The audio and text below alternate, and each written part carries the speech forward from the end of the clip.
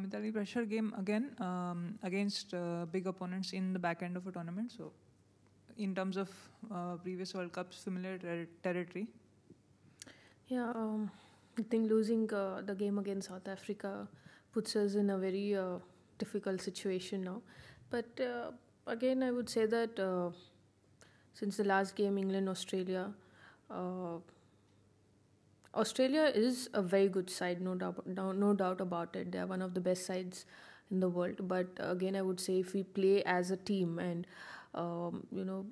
if we round up all the concerned areas, I'm sure there is a far more possibility that we can win a game. But again, it depends hugely on how we pull ourselves from the last defeat and play the best cricket that we know. Yeah.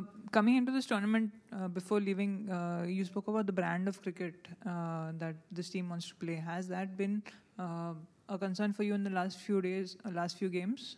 Have the team been playing the kind of cricket that they want to?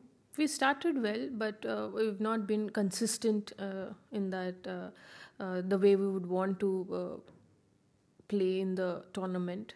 The first two games have been very good for the team, but we really didn't look anywhere close to that brand of cricket against Sri Lanka or Pakistan. And we dipped hugely in the game against South Africa. But again, it is just a matter of a few players coming back into form and getting some runs under their belt. And the bowlers definitely have been doing well in all the games that India has played. So it's important that we need to post a total, which we've not been doing that well in the last 3 games that India has played. Is there any sense at all among the girls about the kind of mood you're creating back home? Because there's been a lot of positivity created, lots of more people are talking about it. Is that something the girls realize, that this could be it for women's cricket in India? Well, I think as players, we have a lot more to do with tomorrow's game than thinking what could happen or what will happen about women's cricket back in India, because it all depends on how the team progresses in the tournament. And right now we are at the crossroads, so it's very important that we think about tomorrow's game. If it goes well for India, then again things will start rolling. It is probably the follow-up of how the team performance is back in India. But again, I would say it's important that the team needs to understand that if we qualify for the semis, it's a huge thing for the Indian women's team. So that's our first goal, and that is our immediate and first goal. And tomorrow's game is important in that perspective. Just on yourself, you're very close to breaking the ODI runs record. How hard is it to keep that out of your mind throughout this tournament? Well, even getting into the tournament, that was never my intent or purpose to be here.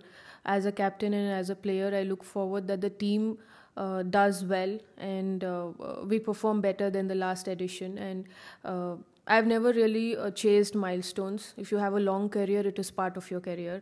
So I'm not looking at getting that milestone, but yes, I'm looking forward to scoring runs.